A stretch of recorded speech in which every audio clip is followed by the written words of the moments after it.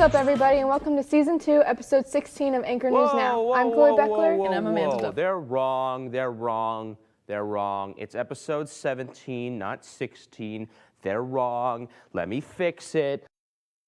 What's up, everybody, and welcome to Season 2, Episode 17 of Anchor News Now. I'm Chloe Beckler. And I'm Amanda Duffy. Sometimes I feel like there's way too much going on. I can't keep track of it all. I feel the same way, man, but your guys' favorite hosts, Amanda Duffy And Chloe Beckler are here to give you guys a week update on what's going on in Avon Lake. It's Chloe and Amanda here at the Avon Lake Weekly Podcast. Avon Lake Productions.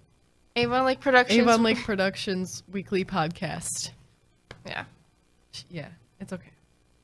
So Sunday, March 17th, weird. St. Patrick's Day. I don't know if you're Irish, but like I am, and I celebrate it. Me too. And then there isn't really much going on Monday, March 18th. Oh, this is through the 22nd of March. But March 18th is Sloppy Joe Day. On Tuesday, March 19th, the high school is hosting 2 board meetings, but one is a special board meeting just from 5:45 to 6 p.m. at the high school. Well, it's like for the Board of Education. Oh my. Okay.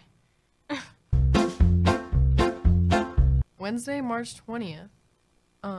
Westview is having that Marco's box night, but it's K through 2nd, and they're drawing on their pizza boxes, you know? Aww. I remember doing that in elementary school. I don't think I've ever done that. We did that in elementary school in Avon Lake for Marco's Pizza Nights, and my parents never knew about it or like when to order mine, so I never got my boxes, but my brother did, so Romeo's girl.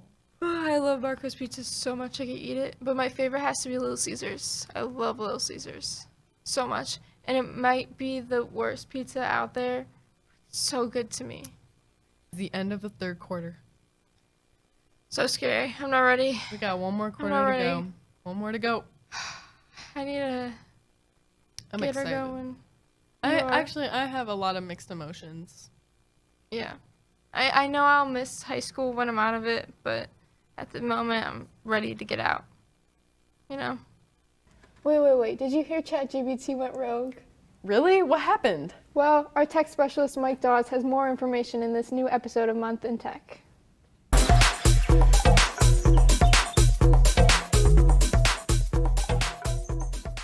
Welcome back to Month in Tech, where, I'm a billionaire now after investing 2 cents into NVIDIA. I'm too good for you.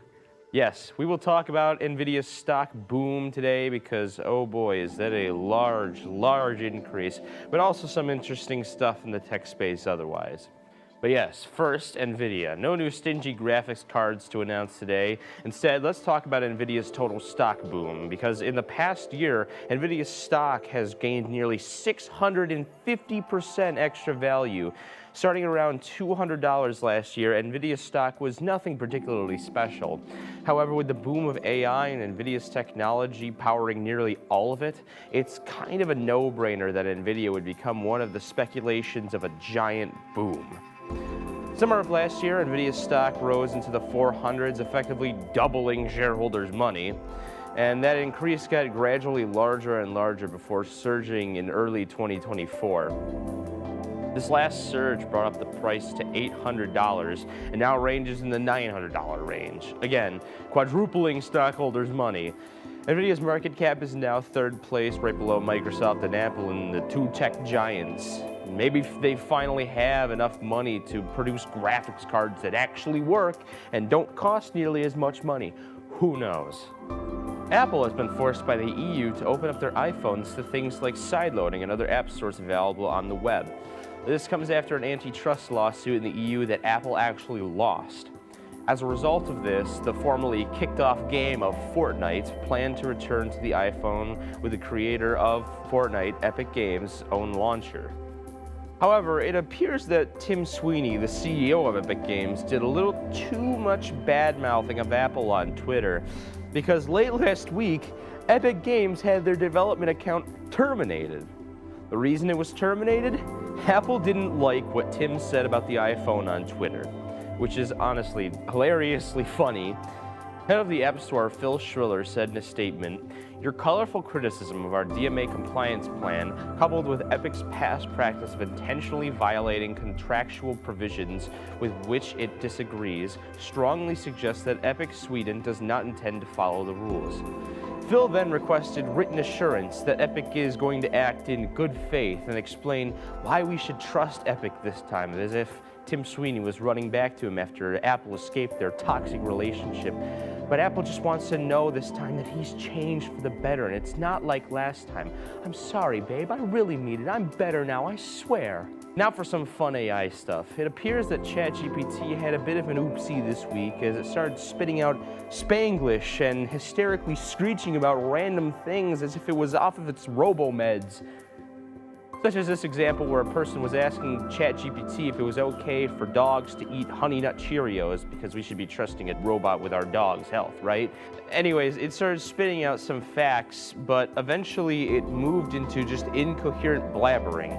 I will now read such incoherent blabbering.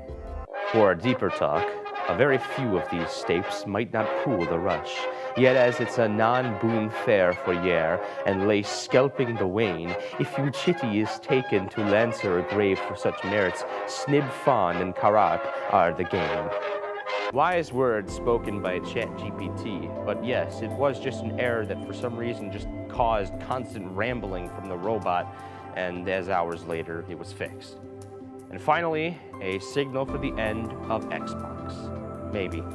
4 games from the Xbox library are headed to either PlayStation or Nintendo or even both. These games are Pentiment, Grounded, and the 2 major ones, Sea of Thieves and Hi-Fi Rush. It's clear that this will happen to other games going forward, as it's been stated it's never out of the possibility for other games to come to other consoles, with many of the rumors about those other games surrounding the possible release of games like Starfield and Indiana Jones and the Great Circle. However, a credible leaker has stated that currently, if they plan to release those games on PS5, no work is being done on the ports at all internally. So what does this mean for Xbox? Is it done in the console market? Probably not.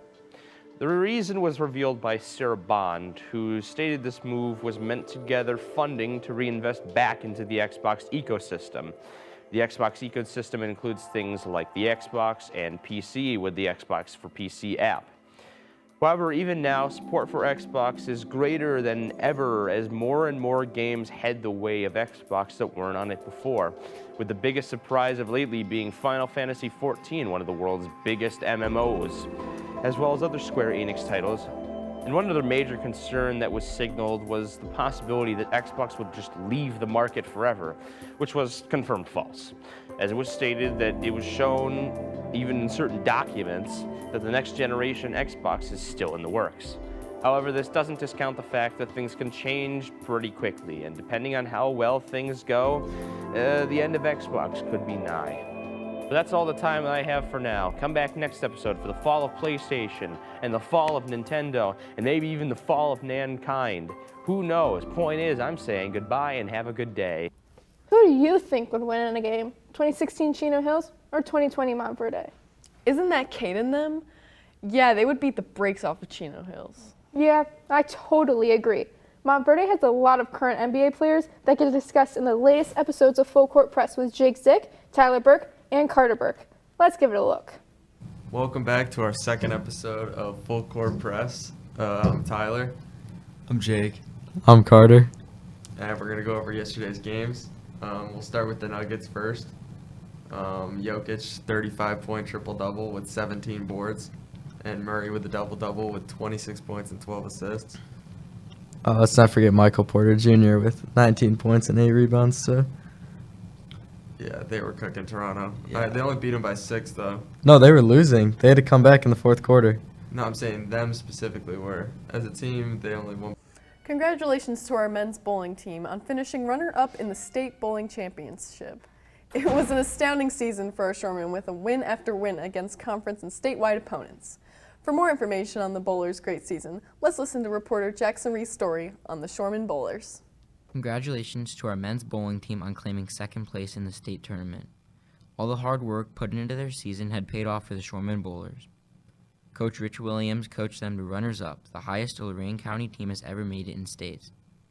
They had their match last week and it was exciting to watch as the bowlers continued to bowl strike after strike. A special congratulations to J-Sec Gomez and Sean Gallagher on making first and second team All-Ohio. These two bowlers finished top 10 out of all the bowlers that competed. Final congratulations to our shoremen on an impressive feat to add to their history and accomplishments. I'm sure we all are counting the days already, but spring break is quickly approaching. Our anchors Ava and Emma are here to give you some pointers on having fun, but most importantly, being safe around spring break. Hi guys, it's Emma Kayeton with Anchor News Now. With spring break coming up, we just wanted to give you a few safety reminders. Remember to always be wearing your sunscreen and drinking lots of water. And remember never to be alone. Always have somebody with you, even if you're going to the bathroom or walking down the beach. And also remember to always be aware, especially if you are somewhere you really don't know a lot about. And with some fun reminders, remember to make a lot of memories and take lots of pictures. Now let's go ask some Avon Lakers where they're going for spring break. We have Ava with us. Ava, where are you going to spring break? I'm going to California with my best friends. Really? That's so weird. Me too. Hey guys, we're here with Anna. Anna, where are you going for spring break? Treasure Island, Florida. Ooh, sounds fun. I'm here with Liam. Liam, where are you going for spring break? I'm going to Columbus for shopping. Hey guys, we're here with Cole. Cole, where are you going for spring break? Tampa, Florida. All right, we're here with Mr. Hodge. Mr. Hodge, where are you going for spring break? I'll either stay home or take Tucker to the cabin. Sounds really, really fun. I'm Emma with Anchor News Now. We hope everybody has a fun, but most importantly, safe spring break. Last weekend, wrestler Rejan alhsproductions won the first ever girls wrestling state championship for Lorain County. Anchor News Now member Natalie Presley and Wade Nelson are lucky to grab a quick interview with Rejan about her experience in Columbus. Wrestler Rejan alhsproductions made history over the weekend by winning the OHSAA state championship. Feels really good.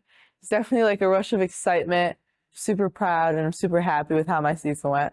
Rejan is the first female state champion from Lorain County, taking the title just an hour before Vermilion's own state champion, Brooke Jenkins, took her title.